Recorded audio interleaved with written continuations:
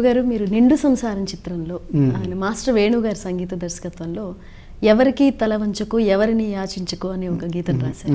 దానికి సంబంధించిన అనుభవం గురించి తెలియజేస్తారా?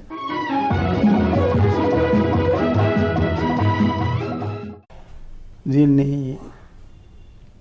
కథానాయకుడు ఎన్టీఆర్ అనుకుంటాను, సిఎస్ రావు దర్శకుడు,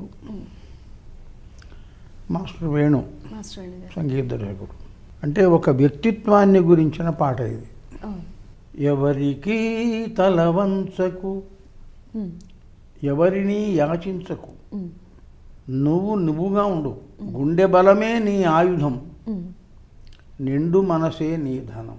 ఒక పరిపూర్ణ వ్యక్తిత్వం ఉన్నవాడు ఎవరికి తలవంచడు, భయపడడు, ఎవరిని యాచించడు.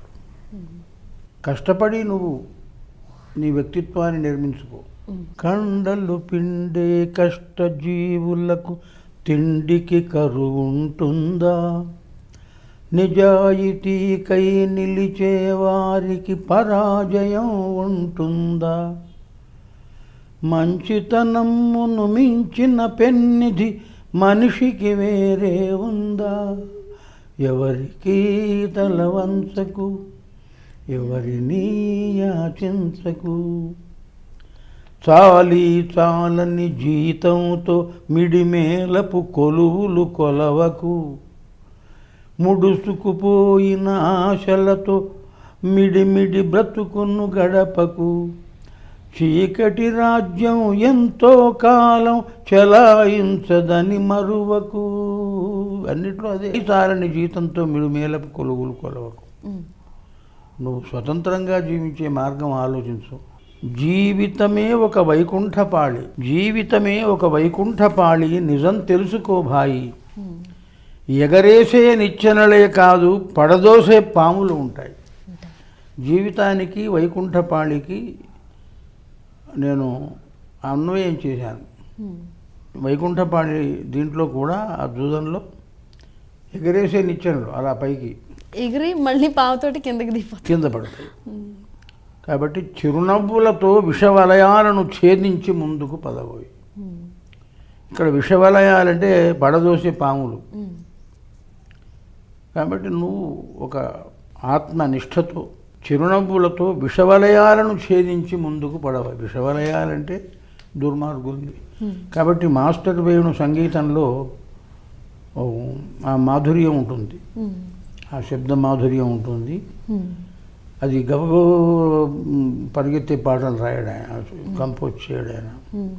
ఇప్పుడు ఎవరికి తల వంచకు ఎవరిని యాచించకు, దీన్ని ఎవరికి తల వంచకు ఓ ఎవరిని యాచించకు, నిండు మనసే నీ ధరం అనడు. ఎవరికి తల వంచకు ఎవరిని యాచించకు, నిండు మనసే నీ ధనం, గుండె బలమే నీ ఆయుధం.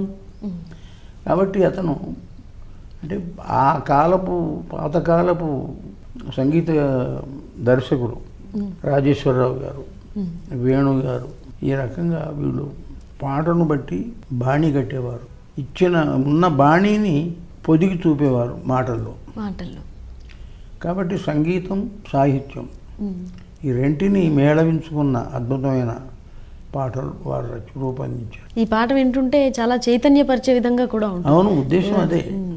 ఎవరైనా విన్నా కూడా వెంటనే వాళ్ళకి ఏమైనా కాస్త నిరాశ అనిపించినా ఇలాంటి పాట ఒకటి, ఇప్పుడు ఈ పాట కనుక విన్నట్టయితే వెంటనే వాళ్ళలో చైతన్యం పుంజుకుంటుంది. ఈనాటి సినారే సినీ గీత వైభవం కార్యక్రమంలో ప్రముఖ గీత రచయిత డాక్టర్ సి నారాయణ రెడ్డి గారు చక్కటి పాటల గురించి వివరణ ఇచ్చారు కదా. మళ్ళీ వచ్చే వారం ఇదే కార్యక్రమంలో డాక్టర్ సి నారాయణ రెడ్డి గారు చెప్పే మరిన్ని చిత్రగీతాల గురించి తెలుసుకుందాం. అంతవరకు సెలవు మరి, నమస్కారం.